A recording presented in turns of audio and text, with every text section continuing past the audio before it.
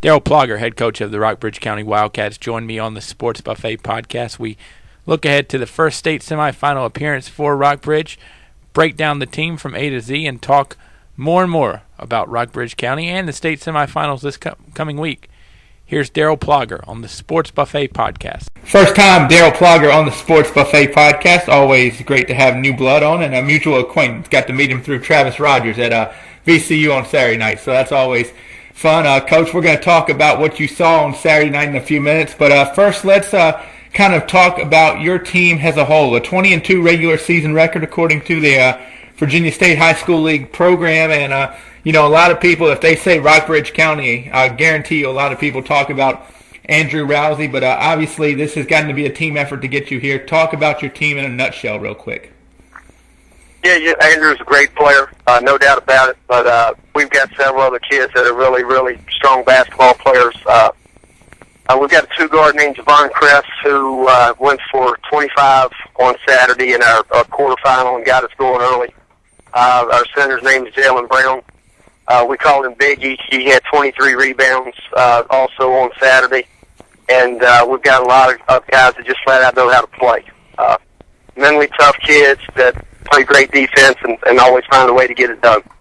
Coming into the postseason, you guys have had a lot of tests and even some individual tests in that has won. I talked with you last night. I really wish I could have been at Brookville to see you guys against Rustburg. What type of challenge did that present when you've got a guy on the other side that's going to play in the ACC next year in Marshall Wood? I tell you, Marshall is a tremendous player. He's about 6'8", long wingspan. Can take you inside, can take you outside, and in our game we did a great job controlling the first half. I think we got him to 7 points. In the second half, he got hot from the three-point line, and I thought we played great defense on him, and he still scored 35. So I think Virginia Tech will have a great player. I think he'll probably end up on the wing for him, but he can give you that inside-outside combo that's tough to come by, and seems like a great young man.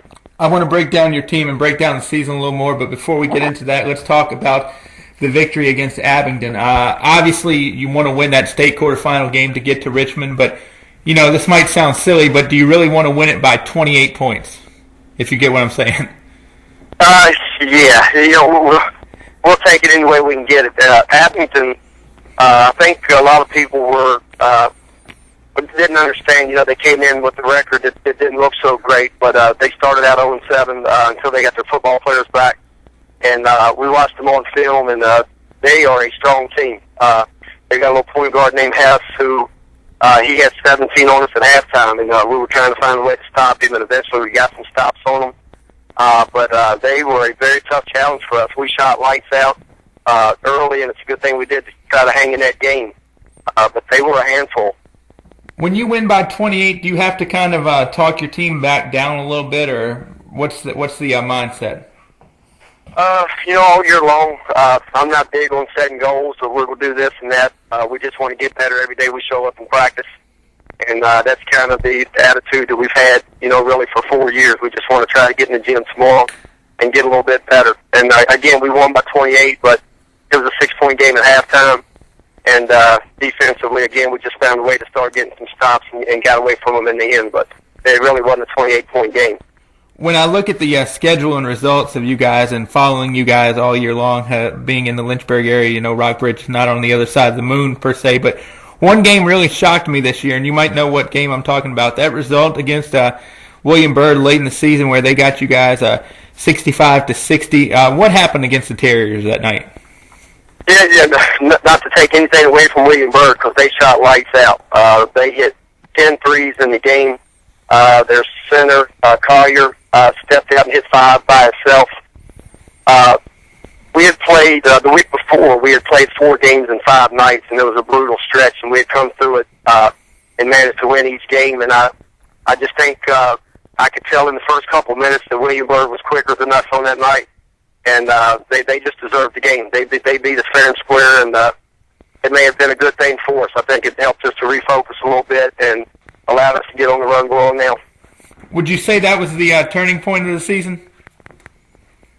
I'm not going to say necessarily that game. I think the real turning point was when we played at Lee of Stanton, and we had beaten them the first time, and we went into their gym, and they laid it on us pretty good. They beat us by about 20. But we had started to get away from some things that we were letting things go that we should have been letting go, and it gave us a chance to refocus and grab their attention a little bit and get back on track.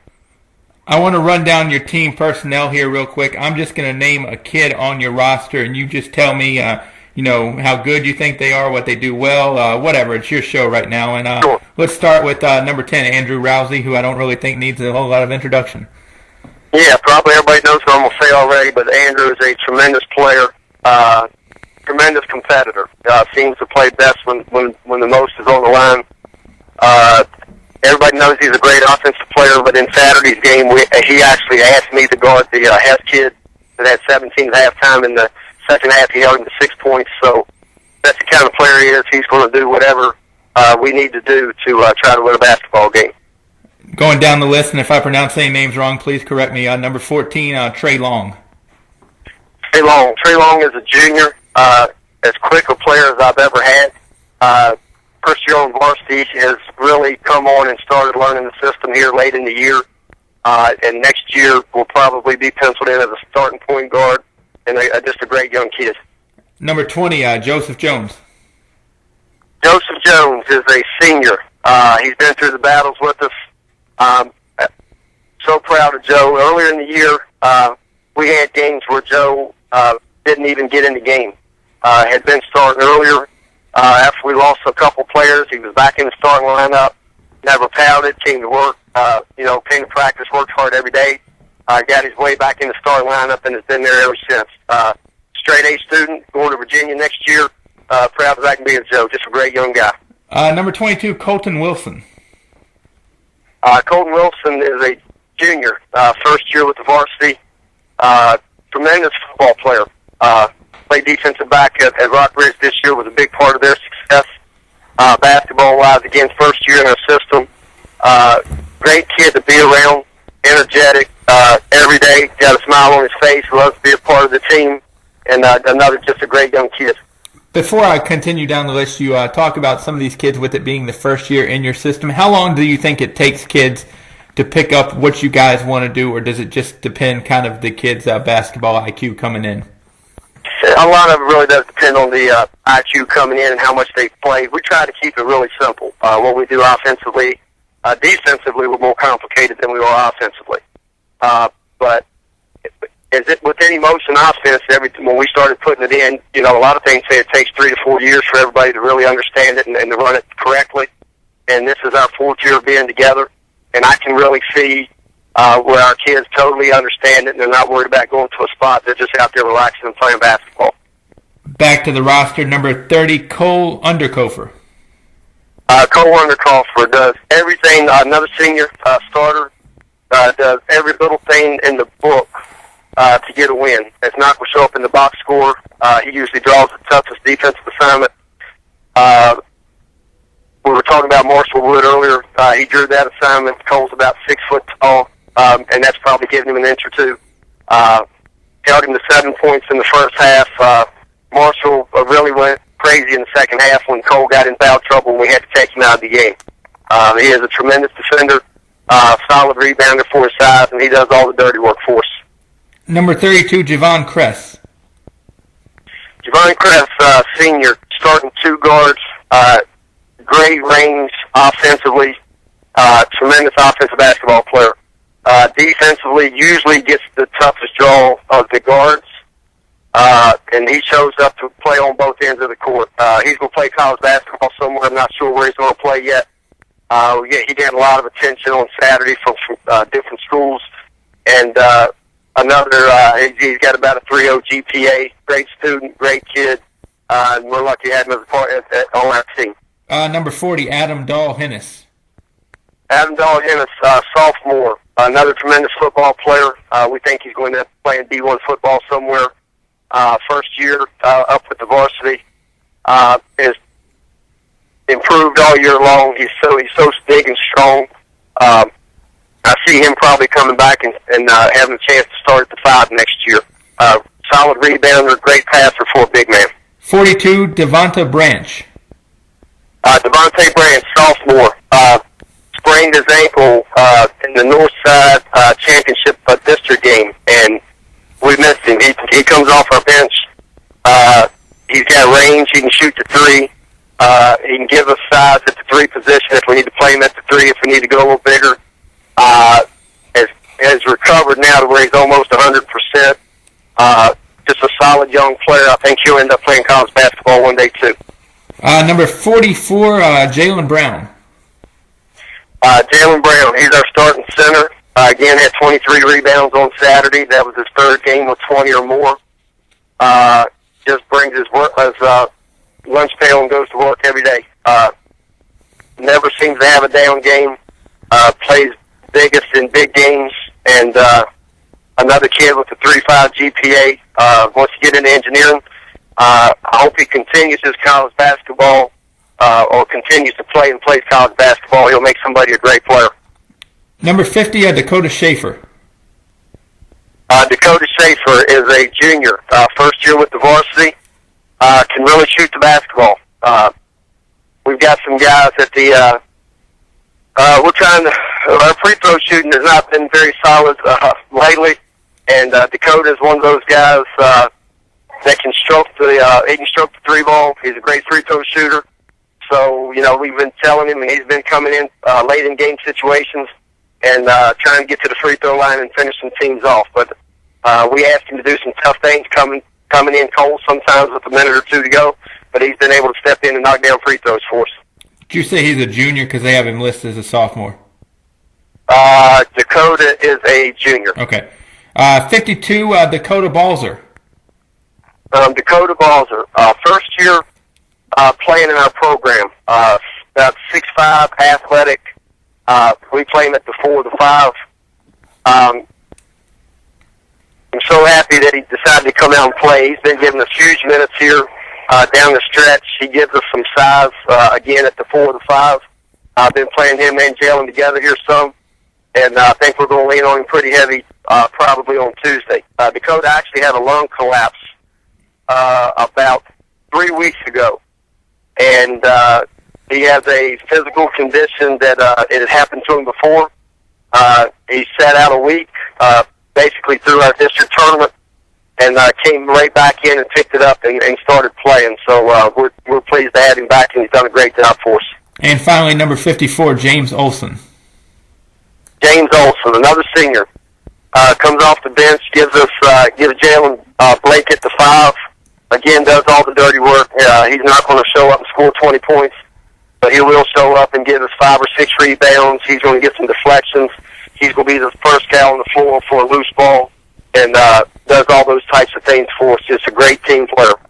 I'm sure some of these guys don't get, major minutes because there's only so many minutes in a game that everybody can play. But how important is it that some of your guys that don't play as much really test you out in practice?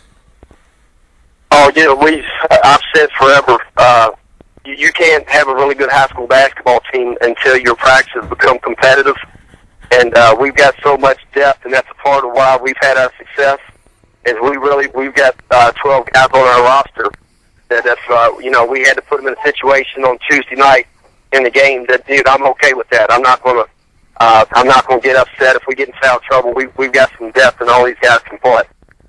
Before we close up here, what do you know about the other side of the bracket first with Cave Spring and Fluvanna? Cave Spring, I just know Coach Hicks at Cave Spring always does a great job with those guys year in and year out, and I think this year they've just continued to get better and better and better, and they're peaking at the right time. They play great team basketball. With Fluvanna, I haven't seen them play, but I did listen to the radio broadcast the other night, and I know Yaya Anderson is a great player. He's headed to Radford next year, and they have 2 freshmen that are giving them big minutes also to sound like 2 really good young players. So, with Final Four job, always kind of thought if you can just make it there, anything can happen. So, I know it's 4 solid teams left. And Brunswick, a team that you might have, obviously a team that you did see last night. I got to be honest, if I were in your shoes, I want the challenge, but I don't know how excited I'd be after watching what I did last night. What worries you about Brunswick? Their athleticism is tremendous, and they've got the stiff, the plays the 5 is Brandon, I believe, and then BJ is the younger stiff that plays the guard. And Brandon is about 6'5", 6'6", really long wingspan, athletic, blocks everything in sight. They're just well coached. You know, Coach Stiff. Of course, they've been there, I think, 5 years in a row. So you know, you got to be well coached to get to that point. But they're going to present some challenges for us. We're just happy to have that opportunity to play them, and hopefully we can give a great effort on Tuesday evening. It seems to me that some people, and I'm not saying Hanley necessarily, but it seems to me people probably get intimidated by Brunswick before they even hit the floor sometimes. Talk about how that cannot happen to you guys in terms of why it doesn't need to happen. You don't need to get down 10-0 before the clock is even moving, per se. Right. Well, that's very important we get off to a good start, but I really believe that our schedule this year in playing, you know, we played Amherst, and I think they're about as athletic a team as you're going to see in high school. EC Glass out of district again, Lee and Waynesboro. We wanted that tough schedule, so hopefully we're battle-tested when we roll in 5 o'clock on Tuesday night. Was there anything that surprised you about Brunswick? Because when I looked last night, you know, and I've seen them last year, when I looked at Brandon Stith, obviously his wingspan and his presence in the lane is scary to say the least, but I thought they did an outstanding job defending the perimeter. Was there anything that surprised you about Brunswick that maybe you didn't know they did as well as they did? Not really. I mean, I've seen them play through the years, and I know they hang their hat on their defense like we do. They apply tremendous ball pressure. You know, our strength of our team is really in our guard play. So we're just hoping if we can take care of the basketball, keep it to about 10 turnovers or less, you know, we'll give ourselves a chance. Coach, best of luck on Thursday, and we will see you then. Thanks for having me, and we'll talk to you soon. We'll see you in Richmond. Thank you.